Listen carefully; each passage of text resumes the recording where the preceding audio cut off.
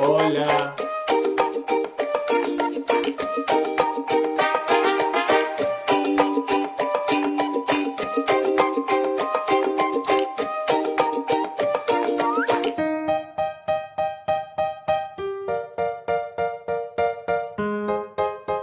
Y Jesús le dice, bendito tú Pedro, porque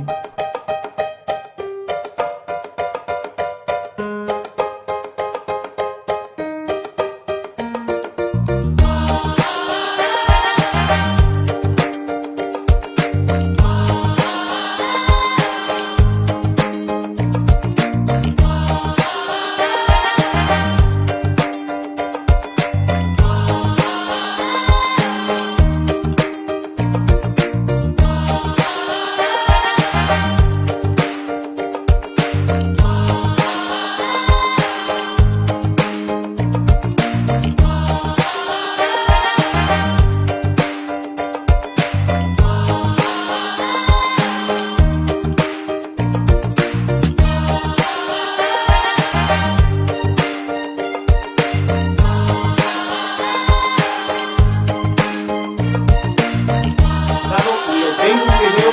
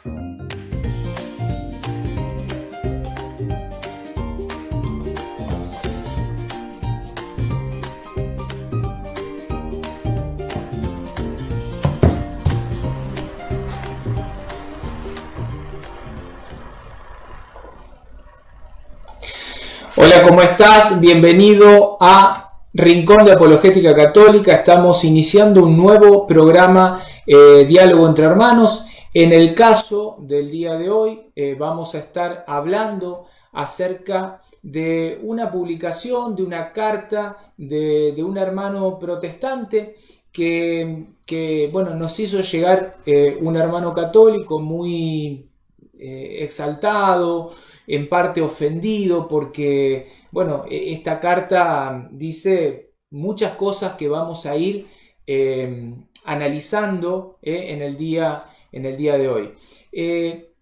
Hay de todo. Dentro de esta carta hay de todo. Pero antes de avanzar en esto y para dejarles un poco ahí esa intriga, esa duda de qué se trata, vamos a recibir, que ya está del otro lado, a nuestro hermano Franz Agustín Hidalgo desde Quesada, Costa Rica. ¿Cómo estás, Franz? Bienvenido.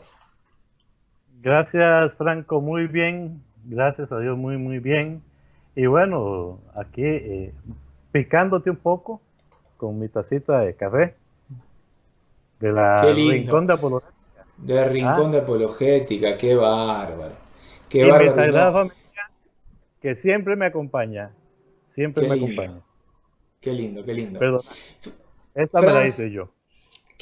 esa te la hiciste vos. Bueno, voy a Sí. tratar de hacer lo mismo. La próxima voy a aparecer con una remera así que diga Rincón de Apologética, diálogo entre hermanos. Bueno, Franz, para iniciar el programa del día de hoy, me gustaría empezar, no sé qué decís, leyendo en parte esta carta. La idea no es hacerle publicidad a este hermano protestante, todo lo contrario, pero es tratar de llevar una respuesta a aquellos hermanos católicos que se encuentran con este tipo de publicaciones y a lo mejor en el desconocimiento quedan como desconcertados, perdidos, no saben cómo responder, si es verdad, si es mentira, los meten en un mar de dudas y es como que si no hay una formación ahí profunda, puede que alguno se vaya tras estas corrientes que propone este hermano.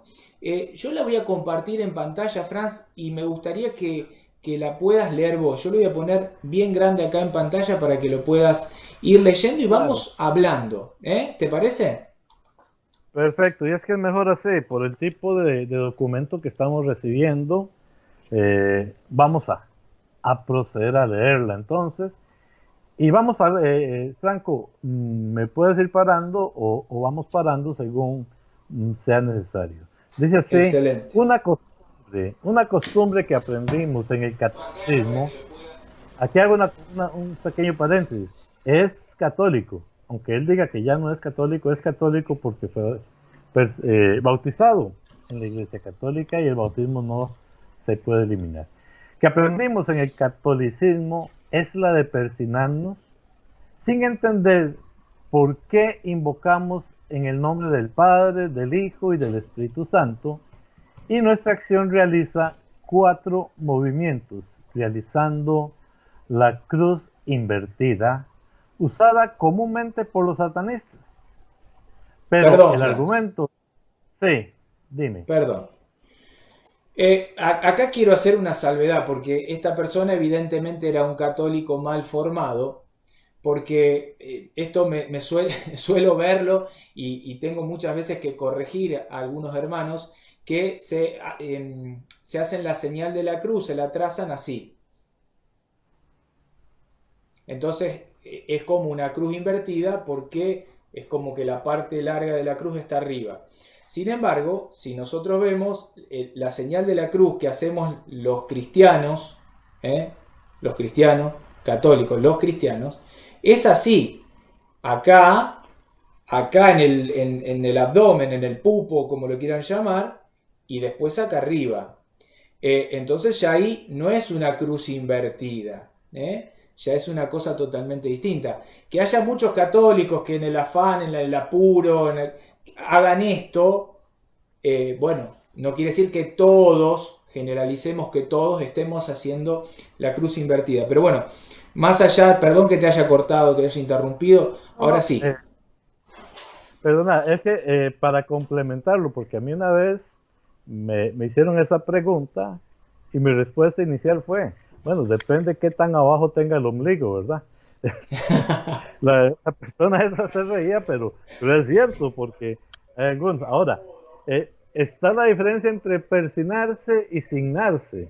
Y usted sabe que el signarse es esta cruz y el persignarse es todo el proceso por la señal de la Santa Cruz. Aquí no estamos haciendo cruz invertida en la frente. De nuestros enemigos tampoco estamos haciendo una cruz invertida. líbranos Señor, Dios nuestro, tampoco estamos haciendo una crucifixión. Ahí nos persignamos y después nos signamos en el nombre del Padre, del Hijo y del Espíritu Santo. Ahora, te quiero hacer una pregunta y esa te la hago porque en verdad desconozco el tema. ¿Qué pasa si yo estoy haciendo un signo, utilicemos los términos de él, un signo satánico, pero yo no sé qué es un signo satánico? ¿Tiene efecto? ¿Qué obligación tengo yo? No tiene efecto porque es como un sacramental. Los sacramentales, vamos a suponer, no sé, el agua exorcizada actúa en parte por la fe. Recordarás el evangelio donde Jesús le dice por ejemplo, a la hemorroísa que le toca el borde del manto, dice: hija, tu fe te ha sanado, te ha salvado. Entonces, aplica en función de la fe. Si yo soy un ignorante, desconozco, no tiene nada que ver. Perfecto. Si bien es un signo. Bien, Franz, ¿querés que sigamos adelante? Sigamos la lectura. Ahí está en pantalla. Perfecto. Pero el argumento de Satanás mentiroso en la cruz invertida dice que se trata de Pedro crucificado al revés. Pero lo cierto es que Pedro, cuando fue crucificado al revés, por no ser digno de morir igual a Cristo, es que la cruz se mantuvo en la posición original, siendo Pedro colocado de cabeza en esa cruz, en posición normal. Pero la cruz invertida como señal satánica que una persona hace al persignarse, aunado con la rebeldía de la iglesia, perdón, es que es inconcebible estas cosas que uno escucha. Aunado con la rebeldía de la Iglesia Católica a la palabra de Dios, de ignorar las prohibiciones de Dios de adorar y postrarse ante imágenes e ídolos, el conteo del número de la vez. Perdón, hasta ahí. A ver, primero, porque esto me encanta porque acá es donde se desenmascara al mentiroso que hay detrás. Y cuando digo el mentiroso que hay detrás, está Satanás metido detrás, disfrazado en esta persona que quiere llevar la verdad, que pobre, lamentablemente, está en el peor de los errores de ignorancia. Primero, de ignorancia. Porque te hago una pregunta a vos, Franz, porque esto es un diálogo, ya que está, te hago una pregunta. ¿Cómo sabe el mundo de qué manera murió Pedro? ¿A través de quién? ¿Quién da esa noticia? ¿Quién lo de generación en generación lo enseña? El magisterio de la iglesia y nadie más.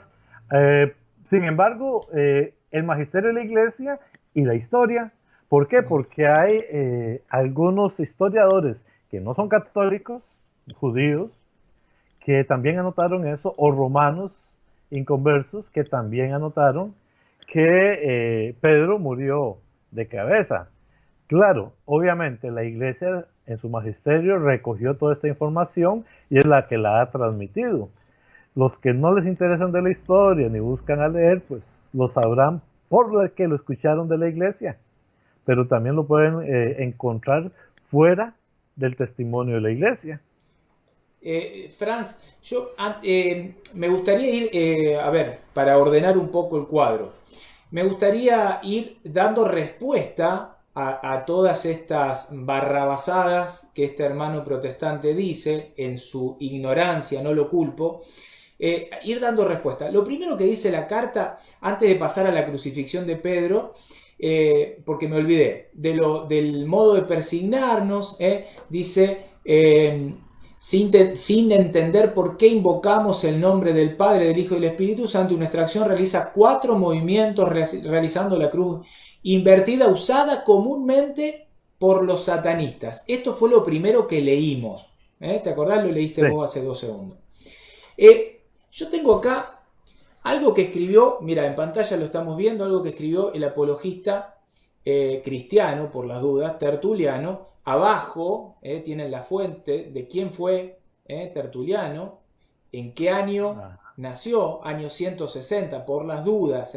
año 160.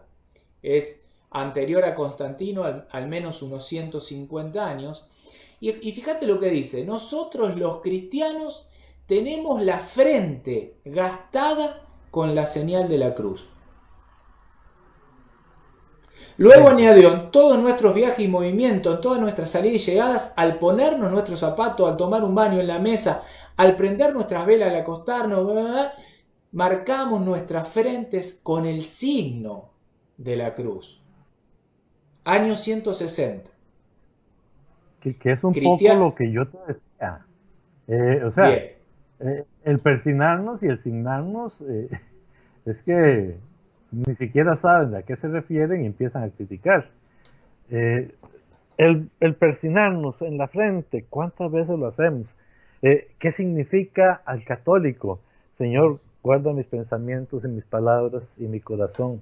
Esas son las tres principales señales del cristiano cuando se persigna, porque está invocando el amor de Dios en nuestra vida.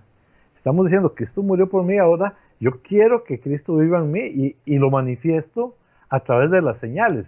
Y yo no sé si lo hemos hablado en otras ocasiones, pero el ser humano vive de los manifiestos de los signos, vive de las señales y de los signos. Entonces, ¿qué mejor que expresar nuestra fe a través de los signos? Que la gente vea que tenemos una fe cristiana por los signos cristianos. Entonces, pues es que yo comprendo, incluso yo fue que te mencioné que contestáramos esta carta, pero es porque hay mucha gente que vive tan confundida con cosas tan básicas, tan sencillas, que bueno, y ve, en el principio del cristianismo mismo se gastaban la frente persignándose. Sí. Bueno, saludamos a nuestro hermano Antonio que está ahí del otro lado. Está mi mamá, mirá, está mi mamá conectada mirando el programa de hoy. También la saludo. Saludos. Fíjate lo que... vamos a saltar 150 años, ahora nos vamos a ir a más o menos a la época de Constantino. Ya vimos que Tertuliano, que era cristiano 150 años antes, ya tenía esta práctica que hacemos los católicos y que no hacen el resto de los hermanos separados. Fíjate lo que decía San Cirilo de Jerusalén. San Cirilo de Jerusalén: no nos avergoncemos pues de confesar al crucificado, sea la cruz nuestro sello, hecha con audacia con los dedos sobre nuestra frente y en todo, sobre el pan que comemos y las copas en que bebemos, en nuestras idas y venidas. O sea, la cruz hecha, trazada, fíjate, antes de dormir, cuando nos acostamos, cuando nos despertamos, cuando estamos de viaje y cuando estamos en reposo. Ahí tenés abajo quién fue San Cirilo, en qué fecha más o menos. Ahora, ¿qué dice el catecismo, Fran? Fíjate, lo puedes leer vos si querés. Claro que sí, con gusto. Dice: el cristiano comienza su jornada, sus oraciones y sus acciones con la señal de la cruz, en el nombre del Padre y del Hijo y del Espíritu Santo. Amén. El bautizado consagra la jornada a la gloria de Dios e invoca la gracia del Señor, que le permite actuar en el Espíritu como hijo del Padre. La señal de la cruz nos fortalece en las tentaciones y en las dificultades. ¿Y por qué, Franco? ¿Por qué nos fortalece? No, es que, vamos de nuevo, ¿qué es una de las cosas que más odia el enemigo? La cruz, porque ahí fue donde Cristo lo venció. Entonces, claro, esta gente no quiere acordarnos de que ahí ganó, ahí vencimos al enemigo, ¿verdad? Ahí venció Cristo al enemigo. Exactamente, exactamente. Bueno, ahí vimos, yo creo que esto ya se cierra el grado de ignorancia de este hermano que dice que es un símbolo satanista, el trazarse la señal de la cruz. El catecismo también enseña que es el recordar nuestro signo del bautismo. Esto que es recordar Mateo 28:19, la fórmula, ¿no? Vayan y bauticen hagan discípulos, bautizándolos en el nombre del Padre, del Hijo y del Espíritu Santo. Cada vez que un cristiano se traza la señal de la cruz, recuerda ese signo del bautismo. Es como ir a ese momento en el que nos hicimos hijos en el Hijo. Eso lo quería agregar. Ahora, seguiste leyendo, estabas hablando sobre Pedro. Este Pedro dice que fue crucificado al revés, pero lo cierto, dice este supuesto erudito histórico, es que Pedro, cuando fue crucificado al revés por no ser digno de morir al igual que Cristo, es que la cruz se mantuvo en la posición original.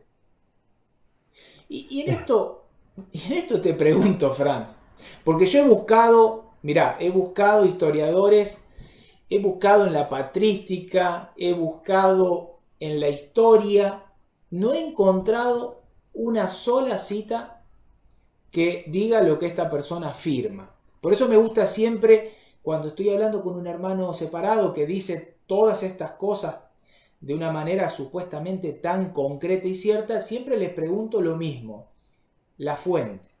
¿De dónde sacaste eso que estás diciendo? O sea, quiero verlo, quiero comprobarlo, quiero corroborarlo. ¿Es veraz? ¿Quién lo dijo?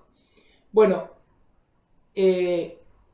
volvamos ahí. O sea, ¿cómo sabe el mundo hoy que Pedro fue crucificado y fue crucificado de cabeza, por decirlo así? Franco, yo quería molestar un momentico. Molestarte es una manera de expresión mía, así que... Sí. Antes de seguir, a mí vieras que me gusta hablar un poco a veces de la lógica y un poco con la historia o el magisterio, como sea.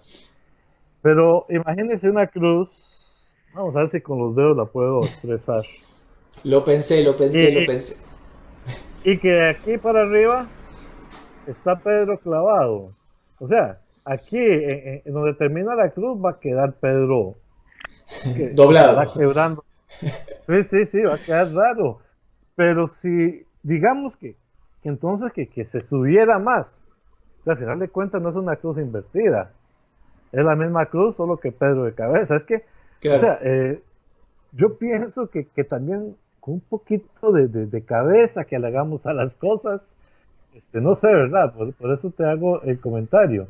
Pero veamos a ver qué nos tienes tú ahí sí, estuve buscando en la historia, traté de buscar, porque bueno, debe haber una fuente histórica, verás, que esta persona indagó para decir con semejante certeza esto que dice, ¿no? Que Pedro fue crucificado, que él estaba dado vuelta, pero que la cruz estaba en posición normal. Bueno, yo no encontré nada. Sí encontré mucha información que respalda lo que enseña la Santa Madre Iglesia Católica, y vamos a verlo en pantalla. Dice lo siguiente: esto es otra vez Tertuliano, años 160, 170. Dice: pero si te encuentras cerca de Italia, esto no les gusta, pero lo vamos a decir, tienes Roma, de donde también para nosotros está pronta la autoridad. El escritor agrega de los apóstoles. Pero la cuestión es que está pronta, está cerca la autoridad, en Roma, en Italia. Qué feliz es esta iglesia a la que los apóstoles dieron con su sangre toda la doctrina. Eso lo tendría que haber puesto en mayúscula y resaltado. Y ahí viene en azul lo importante, donde Pedro es igualado a la pasión del Señor. O sea, sabemos que Pedro, por este escrito de Tertuliano, sufrió una pasión similar. Acá no dice nada. Donde Pablo es coronado con la muerte de Juan Bautista, ¿te acordás que a Juan lo decapitaron? Donde el apóstol Juan, después que echado en aceite rociente, no sufrió ningún daño, es relegado a una isla. Bueno, esto dice Tertuliano, o sea, nos introduce en una realidad que es que Pedro fue crucificado, pero no dice más. No dice ni una cruz así, ni una cruz asá, si estuvo puesto de esta manera o de otra. Hubo que seguir buscando para ver qué hay detrás. Acá encontré otro escrito, y abajo está la fuente, Historia Eclesiástica, Eusebio de Cesarea, y está el libro van a encontrar la página, todo. Revisen esto que vamos a compartir. Dice Eusebio de Cesarea, se cuenta que durante su reinado, Nerón, Pablo fue decapitado en la misma Roma y que Pedro fue también crucificado. Y los cementerios allá designados por los nombres de Pedro y Pablo confirman este registro. Dice, algo sobre la cruz, sobre la forma, todavía no. Dice Eusebio, también lo confirma un clérigo llamado Cayo que vivió cuando Seferino era obispo de Roma. En una disputa contra Proclo, cabecilla de la secta, Cayo dice lo siguiente acerca de los lugares donde yacen los sagrados restos de los apóstoles en cuestión. Puedo señalarte los trofeos de los apóstoles. Si vas a dónde, Franz? Al Vaticano. Al Vaticano. O sea, Eusebio de Cesarea reconoce, si vas al Vaticano o a la Vía de Ostia, encontrarás los trofeos de aquellos que fundaron esta iglesia. O sea, para Eusebio de Cesarea no había duda de que esta iglesia fue fundada en la figura de estos apóstoles. Y que fueron ambos martirizados al mismo tiempo, lo afirma Dionisio, obispo de Corinto, en una carta escrita a los romanos.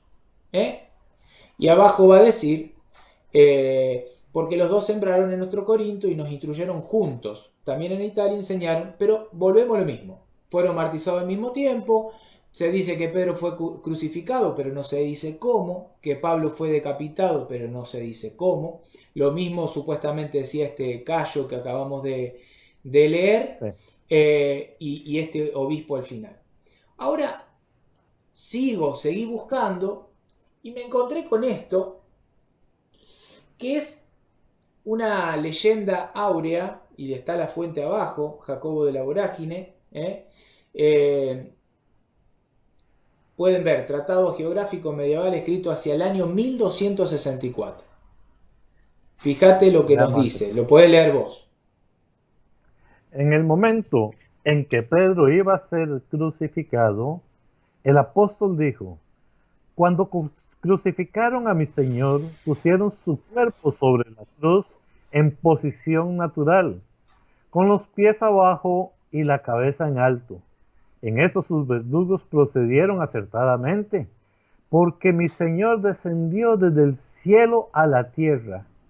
Y conste, aquí en este momento se me eriza la piel, Franco, porque es que es muy lindo como dice. A mí, en cambio, debéis ponerme de manera distinta, con la cabeza abajo y los pies arriba, porque además de que no soy digno de ser crucificado del mismo modo que él lo fue, yo, que he recibido la gracia de su llamada, voy a subir desde la tierra hasta el cielo. Os ruego, por tanto, que al clavar mis miembros a la cruz, lo hagáis en tal forma que mis pies queden en lo alto y mi cabeza en la parte inferior del madero. Los verdugos tuvieron a bien acceder a este deseo. Vale. Y como dice, la fuente donde se toma, ¿verdad? Pero es increíble. Y vi que sé como un discípulo de Jesús que tanto lo amó, que tanto luchó. Imagínense a Pedro. O sea, yo donde leo eso digo, sí son palabras de Pedro. Así era Pedro. Y en verdad que me fascinó este pasaje.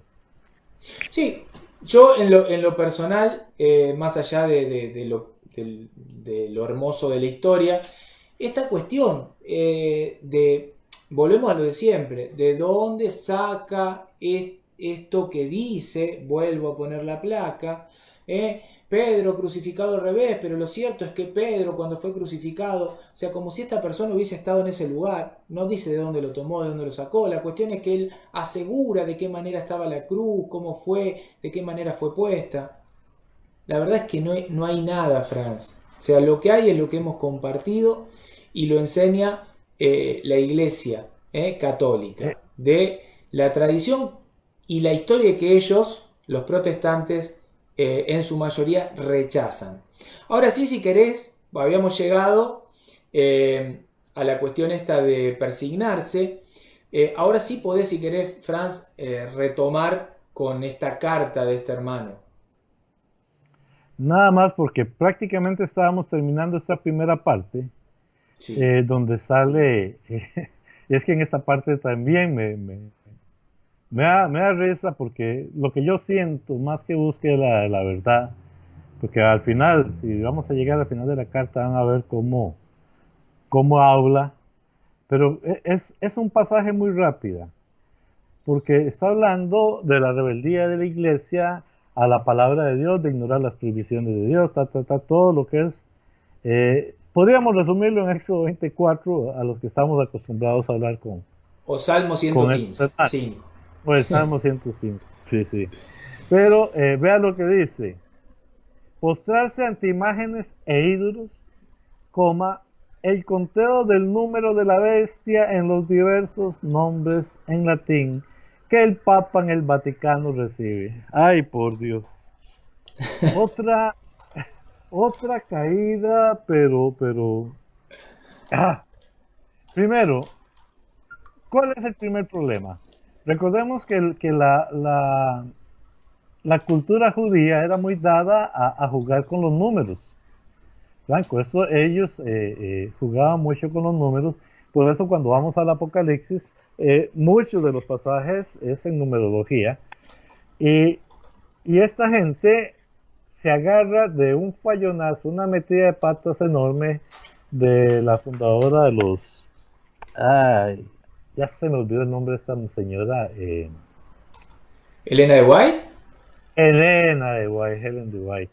Resulta que esta señora empezó a buscarle 4 pies al gato y entonces utiliza el término que el Papa es el vicario del Hijo de Dios, que en latín Vicarius Fidel Dei, y a través de ahí arma el número para decir que el Papa es el número de la bestia, el 666. Y, o sea, ¿cuál es la metida de patas? Que nunca se le ha llamado vicario del Hijo de Dios. Se le ha llamado vicario de Cristo, pero nunca se le ha llamado vicario de Dios. Entonces, o sea, es una farsa tan enorme como quieren ajustar los números y se agarran de la mentira. Pero es que el Hijo de Dios es Cristo, sí, pero nunca se le ha llamado vicario del Hijo de Dios, se ha llamado vicario de Cristo. Casualmente, 2 aportes aquí muy rápido. Y es que si usted agarra a Helen White, ahí sí me da el 666.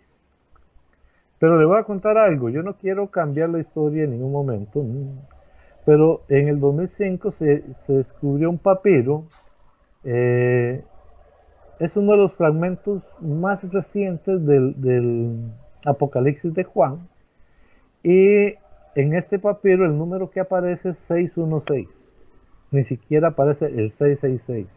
Entonces es algo interesante que quedará para otro programa o para otro lado, pero entonces, aunque lo quisieran ajustar, no se ajusta.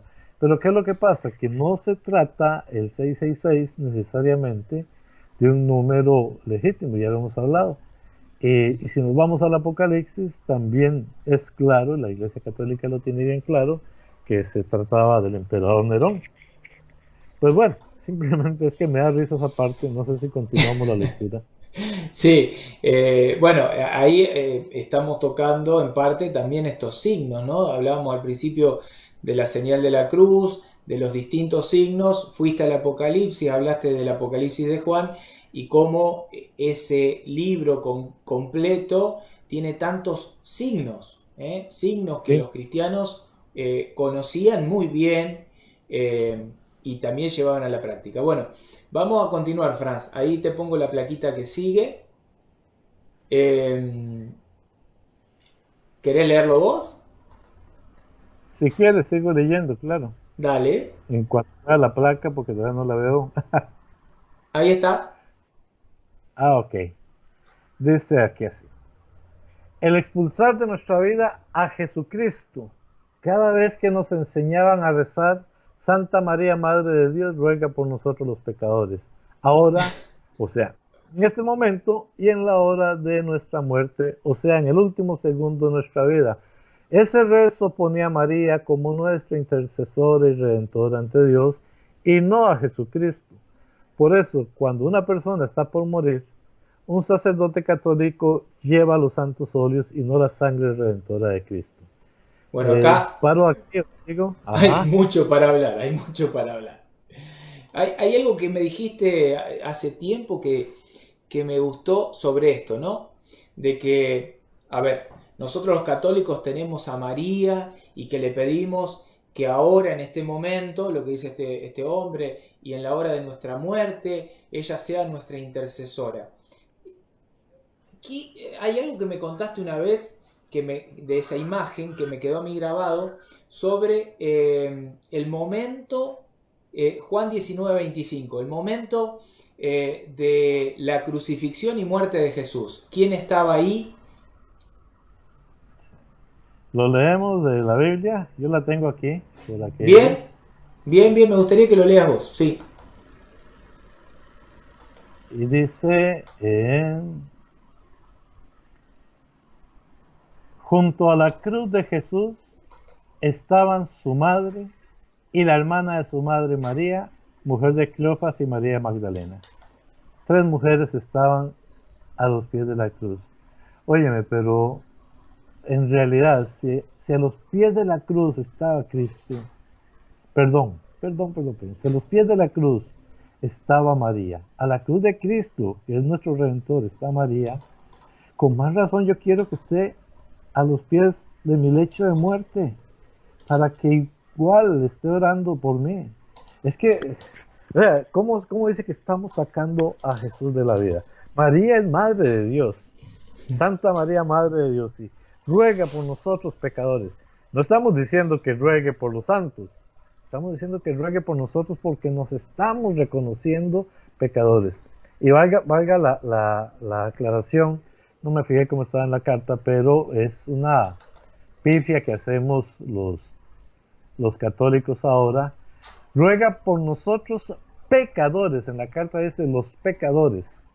No, nosotros los católicos decimos ruega por nosotros pecadores, porque sabemos que somos pecadores. No es que estamos diciendo que nosotros sí y que hay otros que no. Nosotros nos reconocemos ante la grandeza y el amor de Dios unos pecadores, y yo creo que es parte del cristiano. Entonces, que cuando vayamos a rezar el rosario, quitemos ese ruega por nosotros pecadores. Pero no estamos rezando sacando a Cristo. Es como cuando yo te digo, Franco, ora por mí. Ahora cuando se vino el embarazo de mi hija, que era un embarazo de alto riesgo, ¿cuántas veces no le pedí su oración a ustedes? Y ustedes oraron, igual se la pedí a María, y María oró por nosotros y rogaba por nosotros que somos pecadores, porque la oración del pecador dice que Dios no la escucha, pero la oración de María no dice que no la escucha. María, aunque sabe que somos pecadores, la escucha. Perdona, sí.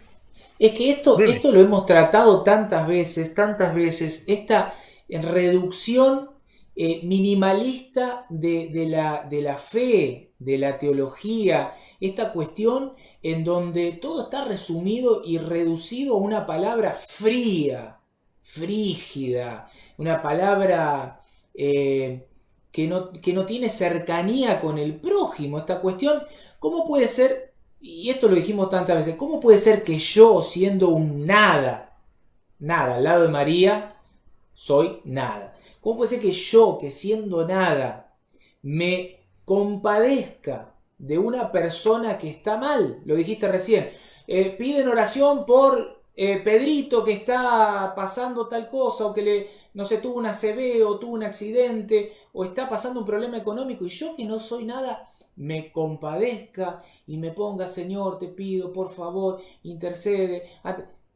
¿Cómo que yo, que no soy nada, se mueve mi corazón compasivamente hacia este hermano que no conozco, que no sé quién es, que no sé si ni siquiera, como muchos dicen, si merece o no merece mis rezos? Todo el mundo merece la oración, pero digo, ¿cómo no se va a compadecer la madre? O sea, esta que estaba a los pies de la cruz de su hijo. Y a su vez, Franz, nosotros, la Iglesia enseña que María es esa intercesora de las bodas de Caná, esa intercesora que pidió a su hijo, mirá, tienen esta necesidad, Mirá, Franz Hidalgo tiene esta necesidad, está pidiendo porque su hija está a punto de dar a luz. ¿Y qué dice María? Bueno, pero Franz, hace todo lo que él te diga. O sea, esta cuestión en donde no le quita el lugar, se pone ella, acá estoy yo, pídanme a mí. O sea, para nosotros no es ese ídolo, esa diosa como este hombre va a dejar plasmado en esta carta que envía, ¿no? Esta carta que envía a toda la comunidad católica diciendo ustedes que tienen sus ídolos y los adoran y se postran ante imágenes y María y bla, bla, bla, bla, bla, bla. No, nosotros vamos a una persona que puede interceder, que está un poquito más cerca que nosotros estamos peregrinando hacia el cielo.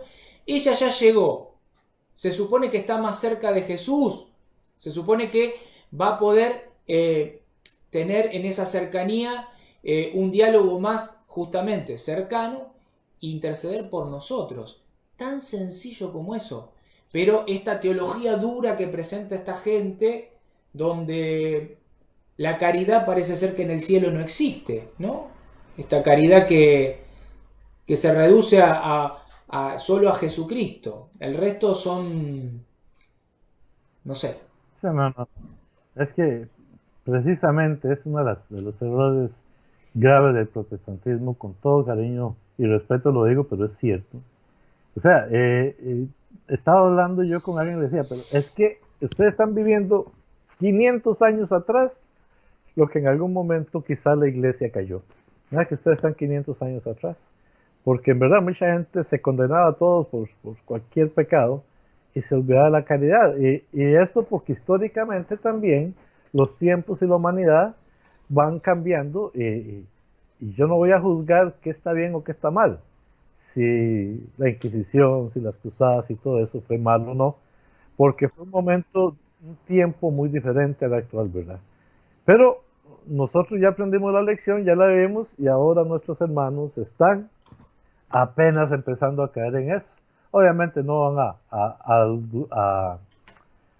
llegar tan largo como la única iglesia de Cristo, la que tiene sus promesas, ¿verdad? Pero bueno, sigamos adelante. Vamos a seguir. Todo lo que está compartiendo el hermano Antonio, que nos acompañó el programa pasado, la verdad que es muy edificador, así que las personas que están ahí conectadas, que también puedan seguir con mucha atención lo que va poniendo él, porque la verdad que está muy interesante. Franz, continuamos con la carta, para darle seguimiento a esto, porque es largo. Podés seguir, claro, si querés, con lo que continúa acá. Perfecto, vamos a continuar. Dice, ya me perdí, ok, ahí. Al expresar, ¿no?, lo de los santos óleos, esto está en la carta de Santiago. Es importante entender alguna cuestión. Voy a leerlo porque me... Sí. El rezo de María, al morir, un sacerdote católico lleva los santos óleos y no la sangre redentora de Jesucristo, pues el objetivo de la iglesia satánica llamada católica es la que Jesucristo era expulsado desde el bautismo, donde un bebé no podía hacer un compromiso personal con Cristo. Paro aquí y voy a hacer intervención rápida. Si tú quieres aportar, me dices. Porque está en la carta de Santiago, dice claramente, están enfermos, llame al sacerdote, él le impondrá los óleos y el enfermo sanará. Entonces, o sea, si algo que está claramente en la Biblia. ¿Ah? Sí, y eso lo vamos a compartir ahora, Franz. Lo podés leer si querés, es parte de la documentación que teníamos preparada. Dame un segundo que lo vamos a preparar, porque ahí hay varias cosas para compartir. Mirá, si querés, lo podés ir leyendo. Ok. Sobre los santos óleos del sacerdote. Si está enfermo, llame a los presbíteros de la iglesia para que oren por él y lo unjan con óleo en el nombre del Señor. Santiago 5:14. O sea, este muchacho como que nunca se ha leído la carta de Santiago, o quizás piensa, no, es que también puede ser que esté pensando como lo pensó en algún momento Lutero, que es una carta de pacotilla. Pues bueno, si la palabra es de pacotilla, pues qué clase de cristiano es este. Pero es muy claro, se utilizaba el óleo, y lo dice Santiago 5:14. Y Y los vamos a verlo presbíteros. exactamente, no dicen traiga al pastor o traiga a Juan Vendémelo, ¿no? Dice a los presbíteros, en algunas traducciones dice a los ancianos. Sabemos que se está refiriendo a los que quieran cambiar la traducción, pues bueno, ese es el problema de ellos. Esta unción, dice el Concilio de Trento, santa de los enfermos, fue instituida por Cristo nuestro Señor como un sacramento del Nuevo Testamento, verdadero y propiamente dicho, insinuado por Marcos en Marcos 6:13 y recomendado a los fieles y promulgado por Santiago, apóstol y hermano del Señor, que aquí está retomando la cita bíblica. Y el Código de Derecho Canónico, el Catecismo No, de el la Iglesia catecismo. Católica, solo los sacerdotes, obispos y presbíteros son ministros de la unción de los enfermos. Es deber de los pastores instruir a los fieles sobre los beneficios de este sacramento. Los fieles deben animar a los enfermos a llamar al sacerdote para recibir este sacramento, y que los enfermos se preparen para recibirlos en buenas disposiciones, con ayuda de su pastor y de toda la comunidad eclesial, a la cual se invita a acompañar muy especialmente a los enfermos con sus oraciones y atenciones fraternas. Eso lo dice el Catecismo de la Iglesia Católica, lo dice el Concilio de Que Trento y lo dice la Carta. Exacto, que está tomado, Franz, de la carta de Santiago, justamente. Fíjate que dice solo los sacerdotes, o sea, obispo y presbítero. ¿Por qué? Porque Santiago lo dice de una manera muy clara. O sea, si alguien está enfermo, que llame a los presbíteros, que vengan, que oren, que le impongan el óleo. A ver, es tan difícil. Pero claro, siempre hay que tratar de sacarle el cuerpo a la verdad. Y aparte hay algo que voy a volver a poner la plaquita, porque el final, donde dice, es deber de los pastores instruir a los fieles sobre los beneficios de este sacramento. Es muy claro que Satanás no quiere, No le interesa. no quiere que, recibamos el auxilio de este sacramento, los beneficios de este sacramento. Por eso manda este tipo de personas a tratar de desacreditar lo que enseña la Iglesia Católica desde siempre, porque ya lo vimos en Santiago. O sea, en esto vuelvo Pero a decir lo mismo. Sí. leamos el Evangelio. Marcos 6:13. Y echaban Bien. fuera muchos demonios y ungían con aceite a muchos enfermos y los sanaban. Palabra de Dios, te alabamos, Señor. Te alabamos, Señor. Marcos 6:13. Los Que es enviados lo que por Jesús. dice, que es lo que está tomando tanto el Concilio de Trento, porque toma esa cita, y el Catecismo de la Iglesia Católica, que esta gente se opone porque dice que es otro evangelio, bla, bla, bla, toma esa cita, la explica, y es justamente lo que dice Santiago, lo que enseña la Iglesia y lo que hace la Iglesia Católica desde siempre. Lógicamente, hoy viene un pastor o una persona descolgada, aparece 2000 años después, y lógicamente estas tradiciones, como la de persignarse, por ejemplo, la de santiguarse, la de la señal de la cruz, y lógicamente que no la va a conocer. Yo pensaba, mirá lo que pensaba, Franz, volviendo a lo de la señal de la cruz, así hacemos como un respiro en el medio, digo, y si Jesús en el momento en el que le dice, ¿te acordás Mateo 28:19? Vayan y hagan que todo, y si Jesús hizo así, vayan y hagan que todos sean mis discípulos, bautizándolos en el nombre del Padre, mirá la camarita, en el nombre del Hijo y en el nombre del Espíritu Santo. Y si Jesús hizo eso y la Iglesia lo sigue enseñando, ¿cómo eso no está escrito como espera esta gente? Jesús levantó la mano, puso la mano sobre la cabeza, sobre el... No, pero esta Franco, gente aparece también, 2000 años después. Pero es que recordemos algo más. La costumbre de signarse o de persignarse es una costumbre que se da en muchas culturas, no solamente en los católicos o en el cristianismo. Lo que pasa es que otras culturas tenían una manera diferente de expresar, de una manera de señal, su fe. Ahora, ¿qué es lo que pasa? Como bien decía por aquí nuestro hermano Antonio, nosotros estamos empezando el Padre, el que está arriba en el cielo, Cristo que bajó a la tierra y el Espíritu Santo que se mueve entre nosotros, ¿verdad? O sea, el significado del signarse y del persignarse del cristianismo va más allá de un simple gesto. Y es mucho lo que importa. Pero yo quería terminar con este párrafo que estábamos leyendo, Franco, porque este señor se mete, y lo que me da risa es que viene revolviendo las cosas como para confundir al hermano que le envió esto, ¿verdad? Porque habla de que lo que quieren es expulsar a Jesús desde el bautismo, donde un bebé no puede hacer.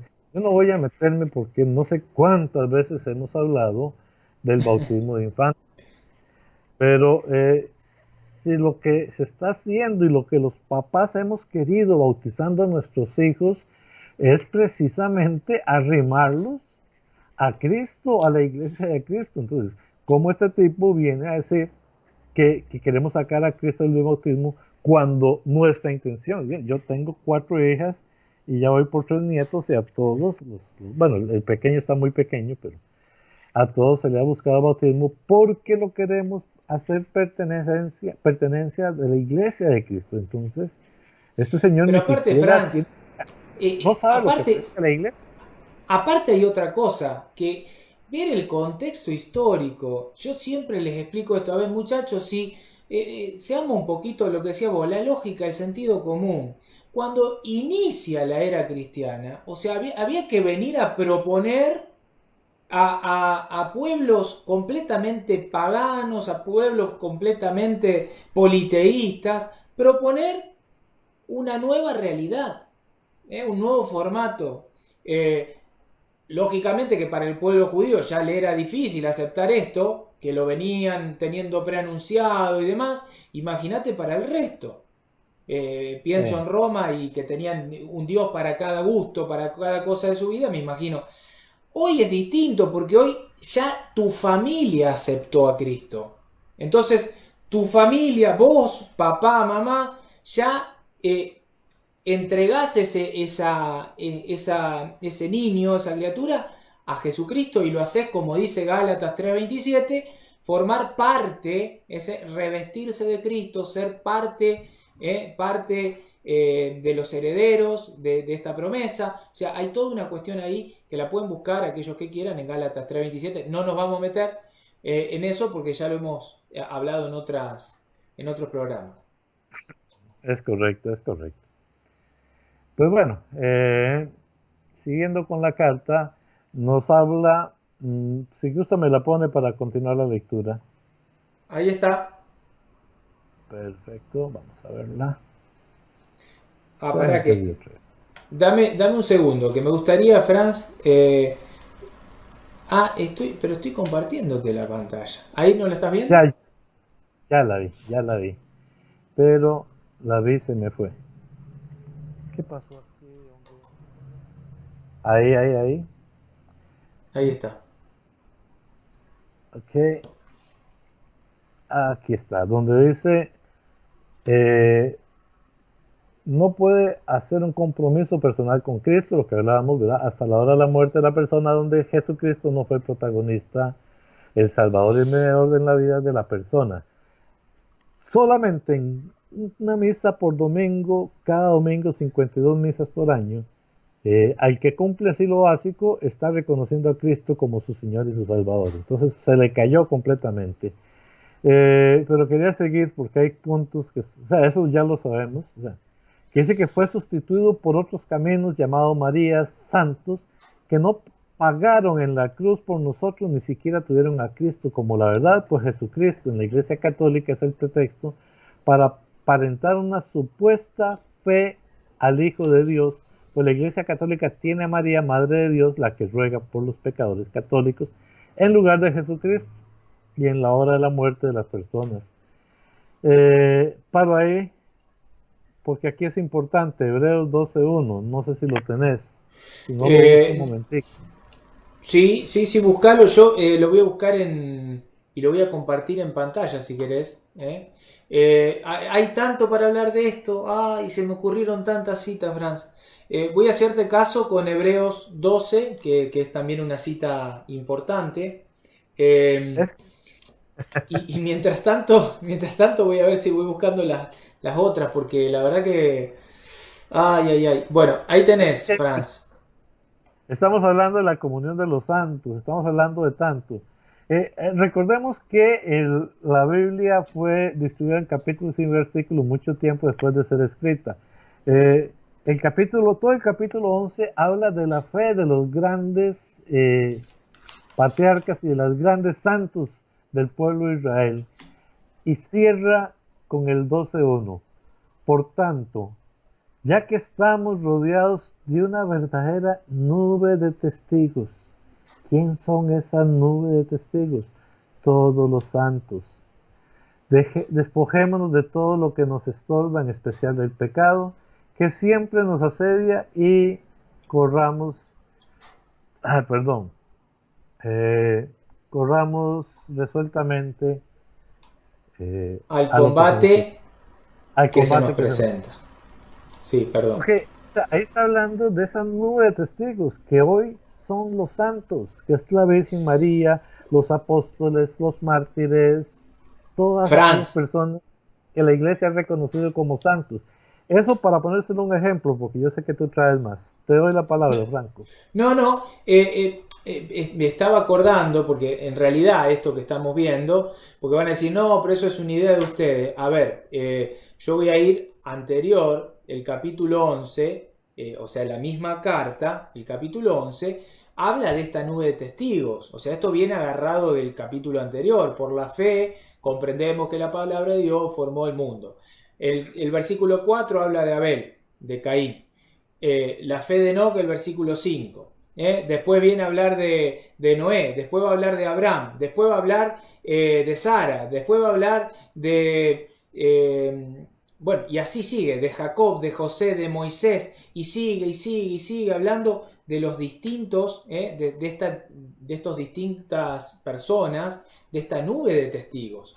Y qué hablar, cuánto más hay para hablar de aquellos testigos ya de la era cristiana, ya no tanto del antiguo pacto, sino de la iglesia, esta iglesia que es fundada por Jesucristo. En esto no hay duda. O sea, Jesús dijo en Mateo 16:18, edificaré mi iglesia.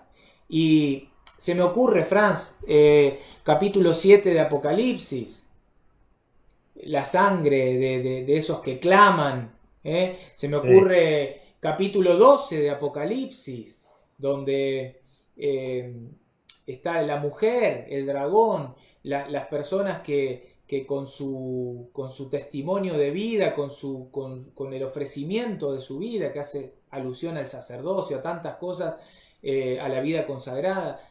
Se me ocurren tantas citas que hablan de esto.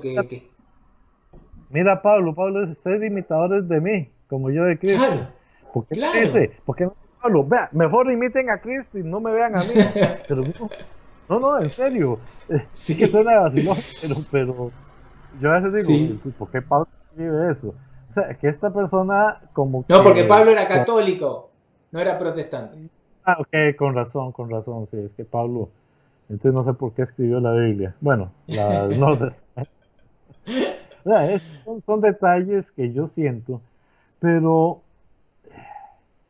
yo creo que todo eso está muy claro. O sea, simplemente yo quería apuntarlos ahí. La Iglesia Católica no está más que apegándose a lo que dice la Escritura, a lo que dice la palabra de Dios. Pero este señor dice que no es criticando, no sé si tenés ahí la placa. Ahí está, sigue. Dice, y no se trata de hablar mal de la Iglesia Católica, pues la verdad y el pleno uso de la razón y el apego estricto a la palabra de Dios nos llevará a la verdad. De tal manera que podamos decir, creí porque estaba escrito en la palabra de Dios. ¿Cuál verdad tiene este señor en la cabeza? Que primero me responda, ¿por qué él habla de que la Biblia es palabra de Dios?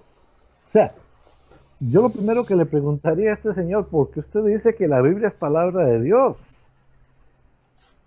Franco, aporte usted porque yo he hablado mucho hoy. Y voy a tomar Mira, un traguito de... ya que lo tenemos Antonio conectado, ahora me salí de Facebook, pero él dijo algo la otra vez que me gustó, lo voy a retomar en honor a él.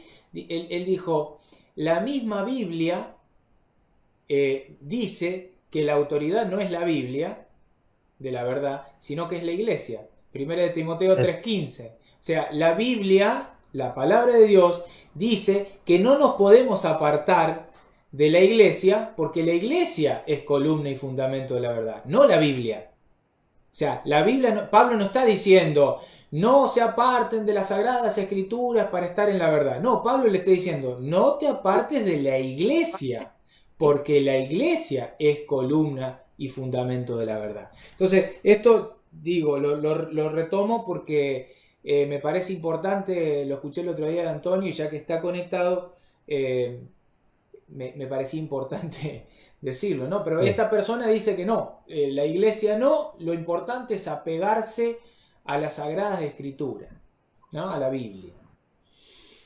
Ay, cuánto para hablar, pero sigamos porque quedan dos placas más de la misma carta, Franz. Ok, ok. Creo que terminamos con esta, sí. Vamos a la siguiente, la número 3. Ahí lo tenés si querés. Ok. Ok. Es ahí. De tal manera que si me quedare callado ante la verdad, con la finalidad de respetar las costumbres y tradiciones, y subraya antibíblicas, cuando le podemos demostrar que no lo son. Bueno, de la Iglesia Católica, Satanás con toda razón me acusaría ante Cristo mismo de ser yo cómplice de Satanás por haberme quedado callado por el respeto que Satanás exige bajo el argumento bíblico de no juzgar a los demás. Pero al diablo no debemos respetar sus mentiras, porque Dios nos demandaría por la sangre de los incautos que fueron enviados al infierno por haber sido engañados por Satanás y que la cobardía de muchos los convirtió en cómplices de Satanás el día que nos presentemos ante el tribunal de Jesucristo, según 2 Corintios 5:10, que por cierto no la agregó ahí, que es otra de las mañas que tienen esta gente.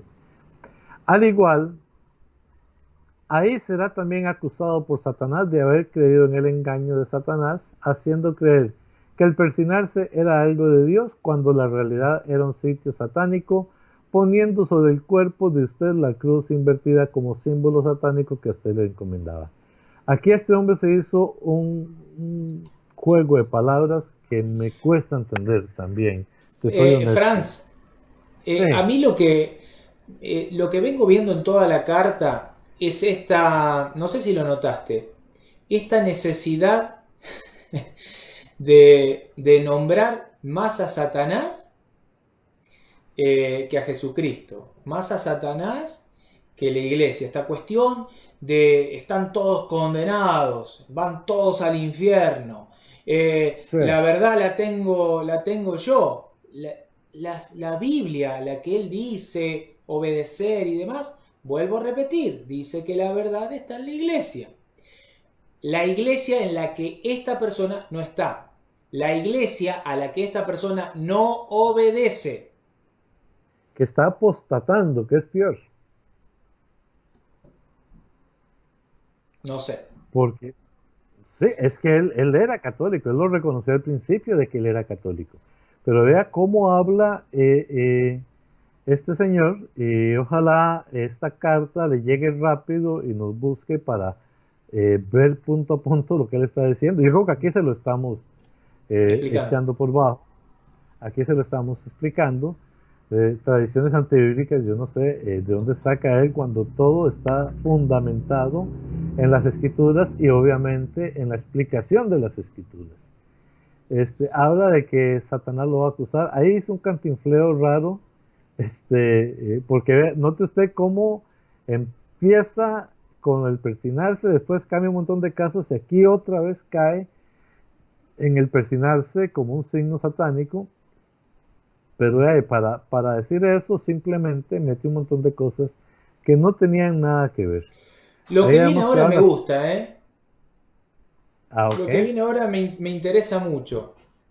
Nada más para dejar claro algunos, de 2 Corintios 5:10, lo que dice es que todos debemos comparecer ante el tribunal de Cristo para que cada uno reciba según lo que haya hecho mientras estaba en el cuerpo, sea bueno, sea malo. Entonces, ahí yo a veces me gustaría hasta meter la definición del pecado, pero no quiero hacer más grande esto. Eh, sí, de cualquier manera, yo siempre digo cómo les gusta sacar de contexto. Yo lo voy a compartir en pantalla, pues ya que tocaste esa cita, no lo iba a hacer para que no sea tan largo, pero lo vamos a compartir en pantalla. La gente que le guste y quiera se puede quedar a ver el resto del programa. Escuchá lo que dice San Pablo, lo puse ahí en pantalla. Ajá. Empieza la carta, porque es fácil ir al versículo 10, pero empieza la carta diciendo Pablo, nosotros sabemos, nosotros sabemos, el mundo no lo sabe, nosotros sabemos esto que le vamos a decir. En efecto, que si esta tienda de campaña, nuestra morada terrenal es destruida, tenemos nosotros, ¿quiénes tenemos? Nosotros. Tenemos una casa permanente en el cielo, no construida por el hombre, sino por Dios. Por eso ahora gemimos, ¿quiénes? Nosotros, deseando ardientemente revestirnos de aquella morada celestial. Porque una vez que nos hayamos revestido en ella, ¿quiénes? Nosotros, Nosotros. ya no nos encontraremos desnudos. ¿Quiénes? Nosotros. Mientras estamos en esta tienda de campaña, ¿quiénes? Nosotros.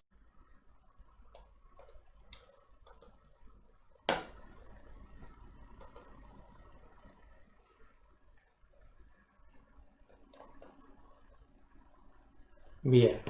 Bueno, a ver, internet está muy mal, Franz.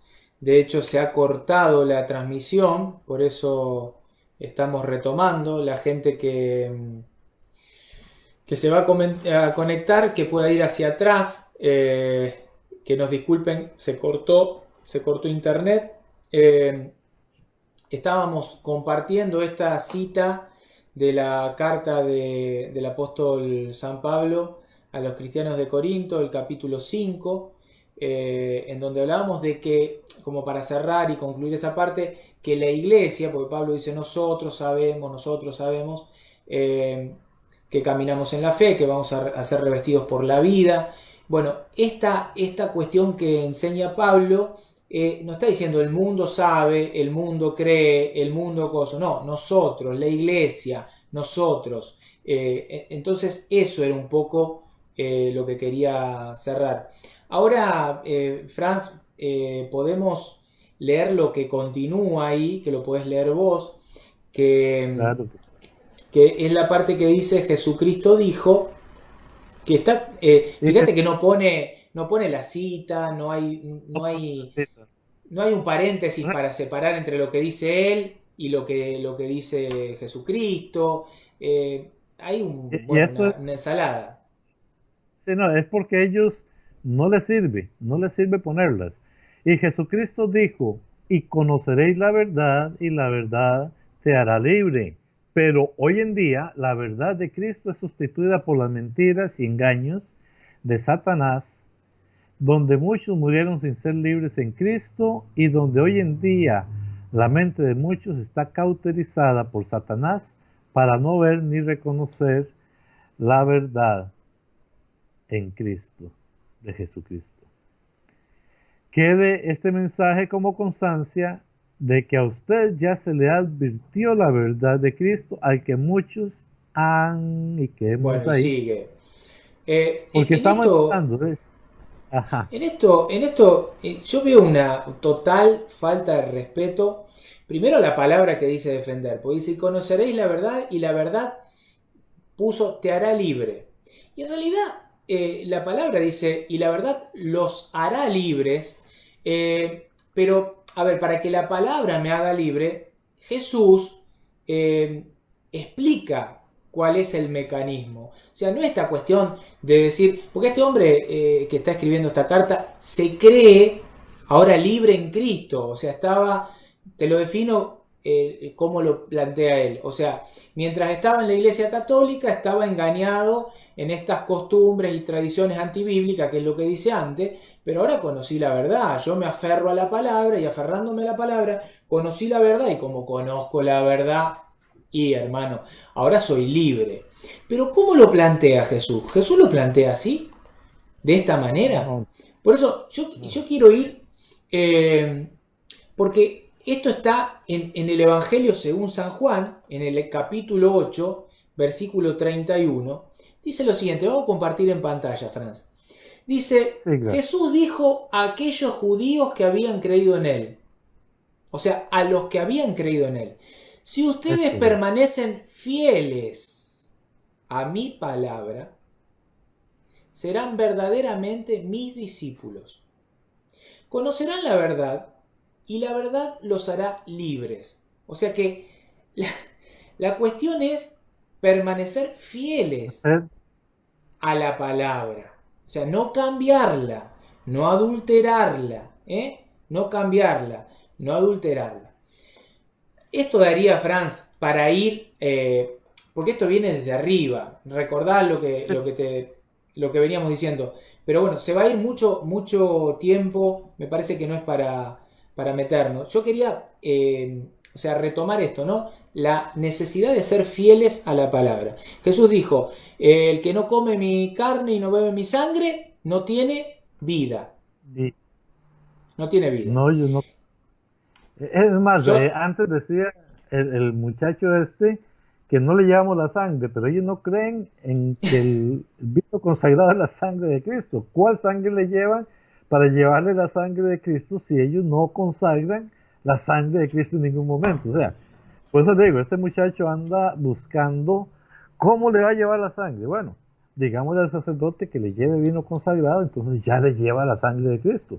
Pero si ellos no creen en eso, entonces aquí volvemos, perdona que te haya interrumpido, porque es que me da cosa como ellos manipulan lo que quieren para hacer decir una verdad diferente.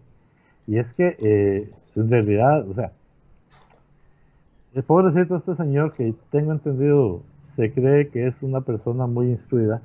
Y a mí no me preocupa que sea instruido o no, me preocupa qué instrucción está dando y a quiénes se la está dando.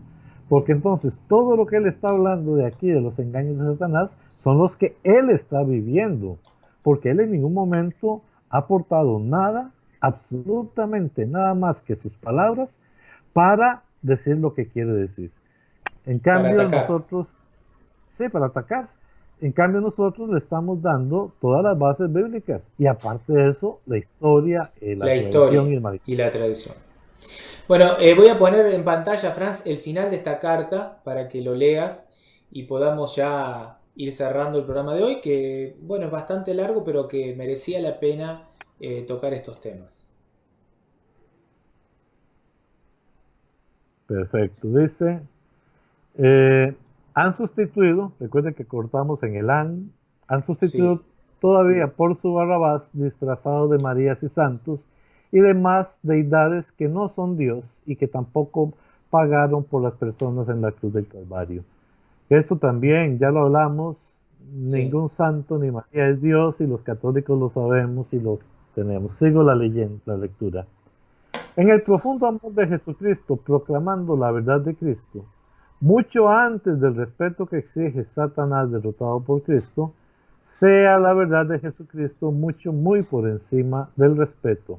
Recuerde que decir la verdad no es una forma de respetar, pero si alguien le miente a usted, no sería de respeto. ¿Ibas a decir algo? Sí, porque dice, sea la verdad de Jesucristo muy por encima del respeto. Recuerde que decir la verdad es una forma de respetar. Porque ahí pusiste un no que no estaba, por eso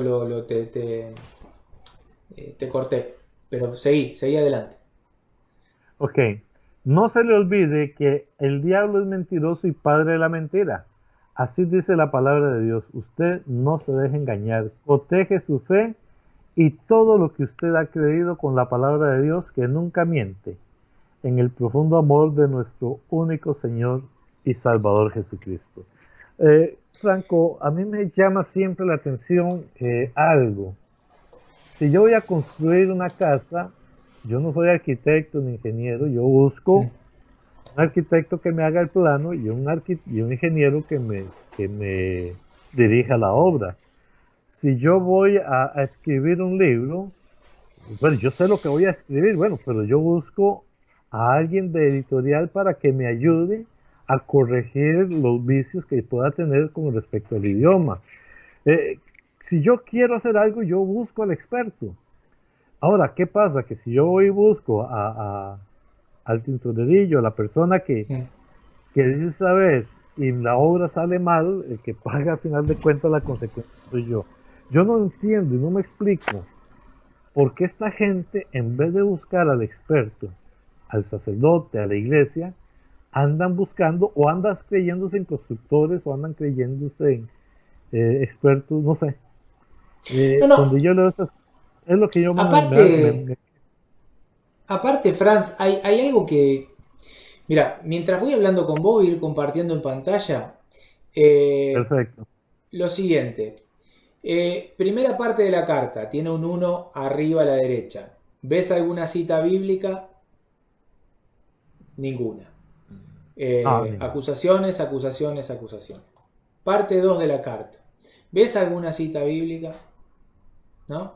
Bueno, al final dice, estricto a la palabra de Dios, nos llevará la verdad de tal manera que podamos decir, creí, porque así estaba escrito en la palabra de Dios. No hay ninguna cita. O sea, dijo ya, bueno, 2 placas, que lo tuve que dividir esta carta para larguísima, no hay una sola cita. Me voy a la tercera parte de la carta. Tira una cita, que es la de 2 de Corintios 5:10, sacada de contexto, porque ya lo explicamos, de qué decía Pablo, y después abajo hace una especie de amenaza, pues dice que este mensaje quede como constancia de que a usted ya se le advirtió la verdad de Cristo, y al final termina cerrando diciendo sea la verdad de Jesucristo, muy por encima del respeto. Recuerde que decir la verdad es una forma de respetar.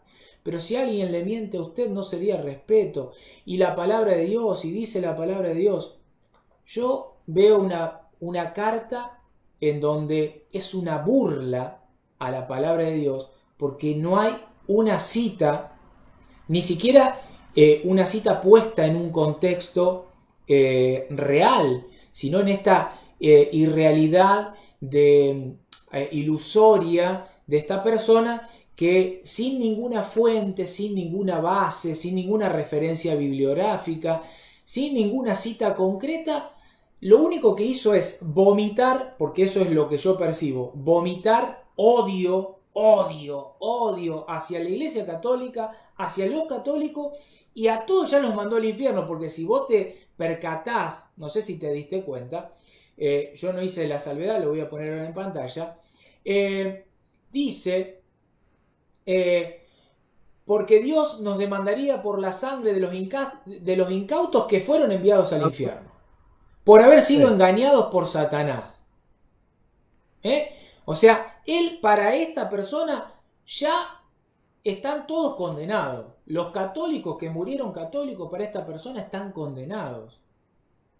Eso es ser el soberbio más soberbio que conozco. Es una persona que... Y bueno, fíjense que el final de la carta le quité, verán acá, abajo dice, en el profundo amor de nuestro único Señor y Salvador Jesucristo, y firma la carta. Yo, por respeto a esta persona, porque está quedando como un ignorante, no decidí salvar y salvaguardar la persona, porque tengo fe que vea este programa y diga, la verdad que sí, hice cualquiera. Es que, Franco, el problema estriba en que la mayoría de protestantes está adoctrinado de esa manera. Es lo que te decía, ellos están viviendo el Evangelio 500 años atrás en la historia.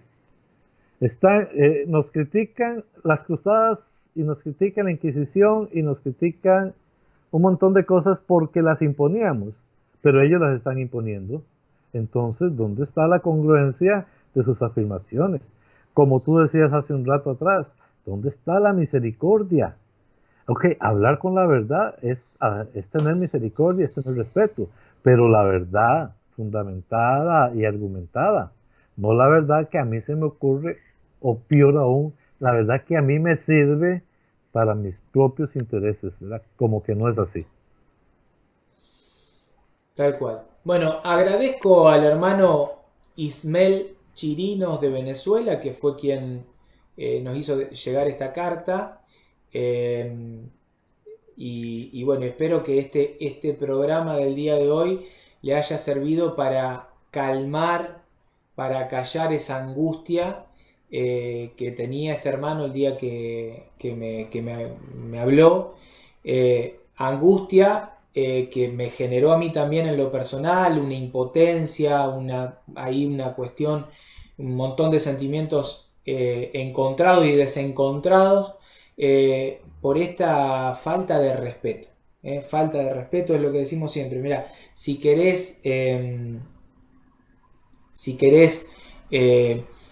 no sé, atacar, pero que sea con argumentos reales, históricos, bibliográficos, trae sobre la mesa la verdad. No te pongas a hablar, atacar y terminás hablando de una verdad de Jesucristo y no dijiste nada. O sea, lo único que dijiste, Es que los odio. católicos nos vamos a...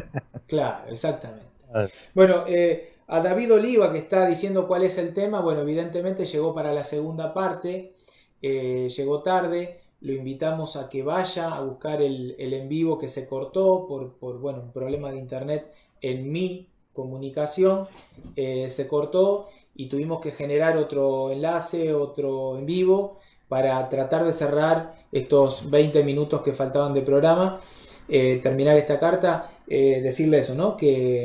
Bueno, que el tema es responder sobre las supuestas tradiciones y costumbres antibíblicas que enseña la Iglesia Católica, la cual supuestamente dice este hermano protestante en esta carta, condena y manda al infierno a todos, bueno, a todos sus, católicos. por decirlo así, católicos.